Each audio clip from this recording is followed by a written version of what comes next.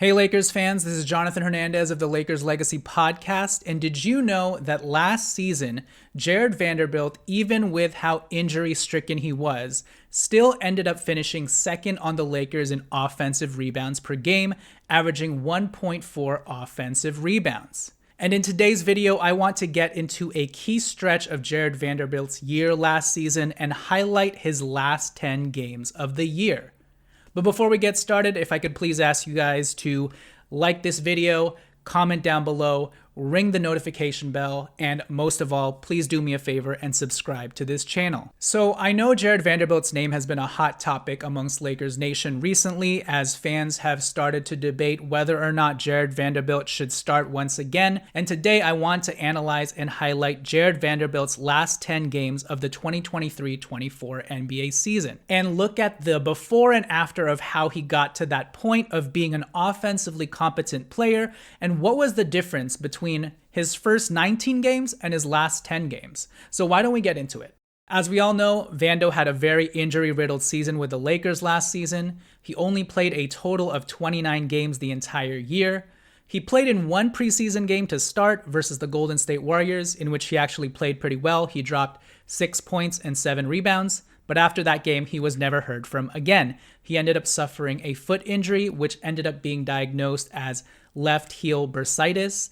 And throughout the start of the year, reevaluation dates for Vando kept getting pushed back, and he would end up missing the first 20 games of the season. Jarred Vanderbilt would return on December 2nd and would play the next 29 games before suffering a mid-foot sprain versus the Boston Celtics, which inevitably ended his season, and Vando was never able to return to help the Lakers in their playoff push versus the Denver Nuggets. So yeah, overall, it was a very frustrating and disappointing season for Jarred Vanderbilt, a missed developmental season for his growth as a player, but it wasn't a complete loss. But before we get into Jarred Vanderbilt's final 10 games of the season, let's first look at his initial 19 games to see just how his progression to that point went. When Jarred Vanderbilt returned on December 2nd against the Houston Rockets, you could tell that he was just visibly a lot slower. And through the first few weeks of December, it was very apparent that he was still working off a ton of rust from his foot injury. Defensively, he just visibly lacked the foot speed and burst that made him such an elite teleporting presence on the perimeter. And overall, guys just seemed to be blowing past him much more easily, and he seemed to be slow to recover at every turn. Now, Vando has never been an elite screen navigator, but he was completely getting enveloped by these screens and taken out of the play. And overall, his motor and timing defensively just weren't there as well. He was flat-footed. It felt like he was running on a flat tire, a spare tire. It felt like he was running on AOL dial-up internet, for those millennials out there who understand that reference. And the best indication of Jarred Vanderbilt's lag on the defensive end can be shown in his paltry steal numbers. Through his first 19 games, Jarred Vanderbilt only averaged a paltry 0.7 steals. He simply did not have the defensive burst and timing to get those momentum-shifting steals that have become such a huge part of his defensive game. And then offensively, Jarred Vanderbilt seemed very lost and timid in the Lakers' new 5-out offense. He was settling for a lot more three-point shots, which is an important way of spacing in 5-out, but Vando was a little too reliant on that aspect very early on. And whenever he would get the ball, he would simply struggle to finish through contact. He looked a lot less explosive and much softer whenever he'd go up for shots at the rim. And while Jarred Vanderbilt has never been known to be an explosive finisher or someone with good hands, these aspects of his game just looked demonstrably worse through his first 19 games. Whether he was trying to go for the offensive board and get a putback, or trying to take it all the way to the rim in transition off his own dribble, Jarred Vanderbilt's timing, just as it was defensively, was simply off on the offensive end as well. In his first 19 games, Jarred Vanderbilt only averaged 3.1 points, on 39% from the field, with 4.3 rebounds and only 0.7 steals. But in his final 10 games of the season, Jarred Vanderbilt's averages all of a sudden spiked to 9.6 points, 65% from the field, 5.6 rebounds, 1.7 assists, and a whopping 2.2 steals. During this stretch, he also hit 5 of 8 from three-point land as well. So as you can see, from the first 19 games to his last 10 games, you saw huge spikes in field goal percentage, points, rebounds, and most importantly, his steal rate. And if you look deeper into those final 10 games, you'll notice that those averages include the 129 game versus Houston, in which Jarred Vanderbilt was ejected after just 3 minutes for shoving Dillon Brooks in the back because Dillon Brooks shoved him on a drive to the basket. So Jarred Vanderbilt only played 7 minutes and had 3 points and no other stats in that game. So if you remove that Houston Rockets game in which he only played 7 minutes because of his ejection, his averages look even better at 10.3 points, 6.2 rebounds, and 2 assists. Essentially, within Jarred Vanderbilt's final 10 games, putting an asterisk on that Houston Rockets game, he finished in double figures in 6 out of his last 7 games, which is very impressive. So what was it that looked noticeably different during Jarred Vanderbilt's final 10-game stretch versus his first 19-game stretch? Well, number one, and this isn't anything mind-blowing or groundbreaking in any way, but number one, Jarred Vanderbilt just got healthier. In his last 10 games, you could noticeably see a difference in how he was moving out on the court on both ends of the floor. Defensively, you could tell that he regained some of his athleticism, his motor, his speed, and his strength. As I mentioned, during the first 19 games of the season for Jarred Vanderbilt, he only averaged 0.7 steals. But in the final 10 games, that jumped to 2.2 steals. That's a plus 1.5 steal average. That is a huge jump and indicative of just how healthy Jarred Vanderbilt started to look on the defensive end. Looking at some of the tape during this stretch, Jarred Vanderbilt seemed to regain his quick twitch instincts on the defensive end of the court. All of a sudden, teleporting Nightcrawler Vando was back, jumping passing lanes out of nowhere and generating easy buckets for his teammates or himself in transition. His timing on his steals was just a lot sharper, and his anticipation was on point. He also just seemed to have better flexibility and mobility in general as well. And when it came to how he was guarding the perimeter during these last 10 games, we were able to see glimpses of 2023 Vando once again, where he'd be able to perfectly chop his feet up and shadow primary ball handlers, cutting them off at times or meeting them all the way at the rim.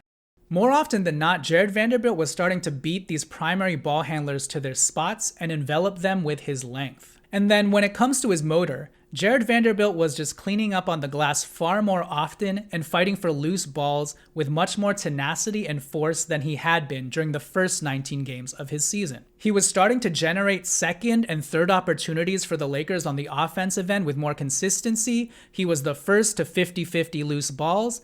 And overall, it just seemed like he regained his timing and his second bounce effort on the glass. And the biggest indication of Jarred Vanderbilt's mounting defensive presence and his overall health within these last 10 games was his performance in the Lakers' double overtime win against the Golden State Warriors, in which he played a whopping 41 minutes. But he was a key cog defensively in helping slow the Golden State Warriors down and helping the Lakers eventually eke out the win in double overtime. Jarred Vanderbilt that game was a team-high plus 29. He also had 14 points, 9 rebounds, 5 assists, and a crazy 4 steals. Now, looking at the offensive side of the ball, the biggest glaring difference that I saw in these last 10 games for Jarred Vanderbilt outside of his health was his overall better understanding of his place and where he fit within the Lakers' 5-out offense. Instead of merely camping out on the baseline and settling for threes, Jarred Vanderbilt started to move off ball a lot more frequently. He started cutting into open space far more often and burning defenses who were sagging off of him and had their heads turned for easy buckets on the baseline. One of the main principles in a 5-out offense is pass, cut, fill, continual passing, cutting, and movement, and Jarred Vanderbilt started to find his way to a lot more easy points just by constantly staying in motion. The Lakers also started involving Jarred Vanderbilt a lot more as a screener in pick-and-roll actions, and while Jarred Vanderbilt is not the best roll man and finisher, he began to hold up his end of the bargain as the roll man during these last 10 games by just doing a better job of finishing at the rim and going up stronger, as evidenced by his 65% field goal percentage. And then from there, Jarred Vanderbilt was able to get the rest of his points from all of the transition opportunities that he was able to generate from being a ball hawk and from jumping passing lanes, as evidenced by his 2.2 steals per game in this final stretch. And then finally, Jarred Vanderbilt also just started more confidently taking and hitting that three-point shot on the baseline. And if he can continue to keep defenses honest once in a while from that spot, that will serve him well in the Lakers' 5-out offense that they want to run and keep things less predictable. Jarred Vanderbilt's best offensive game during this stretch came against the Chicago Bulls, where he dropped 17 points and 5 assists and started to show off a little of his on-ball creation skills as well. You know Vando's feeling confident that night when he starts to get a little frisky and take guys off the dribble and finish right at the cup. So yeah, in conclusion, this really isn't rocket science. The biggest thing that changed for Jarred Vanderbilt during his final 10 games was his overall health and regaining his athleticism, speed, and mobility. And I also think he just gained a better rhythm and timing with his teammates in general, and knowing when and where he'd get the ball in certain spots and when and where he'd be able to easily finish. So then what about these 10 games? 10 games is a very small sample size. Yes, 10 games is a small sample size, but nothing within these 10 games of Jarred Vanderbilt's to close the season seems irreplicable. Again, in just 22 minutes, Jarred Vanderbilt was averaging 10 points, 6 rebounds, 2.2 steals on 65% from the field purely by cutting off ball and running the floor in transition. So maybe I'm being too optimistic, but I truly believe that these final 10 games of Vanderbilt's last season give us a glimpse into how he can reinsert himself into not only the conversation of being one of the most important key pieces to just how high the Lakers' ceiling can become, but also reinserts him into the conversation of potentially being the Lakers' starting small forward to start the year. Because if Jarred Vanderbilt can average 8 to 10 points in just 22 minutes, then that's a complete game changer given how much he already provides on the defensive end of the court. But at the end of the day, it's all going to boil down to just how healthy Jarred Vanderbilt is to start the season off next year. He may still take some time to ramp up and get in shape. So far this offseason, we haven't had any updates of him taking part in 5-on-5 scrimmages. But if Jarred Vanderbilt can ever round the corner health-wise in the same way that he did from mid-January to February, then I think we can look back on his final 10 games last season as an early indicator of how Jarred Vanderbilt can fit within a 5-out offense without looking like an offensive liability who can easily be played off the court. So what do you guys think? Was Jarred Vanderbilt's final 10 games just a stretch, or was it a glimpse into something more? Whatever the case may be, if the Lakers plan to make any sort of noise this upcoming season, they are going to need a healthy dose of Vando and a healthy Vando in general. That'll do it for this video. Thank you guys for watching. Please remember to like the video, ring the notification bell, comment down below, and please remember to subscribe to this channel. This has been Jonathan Hernandez of the Lakers Legacy Podcast, and I will catch you guys next time.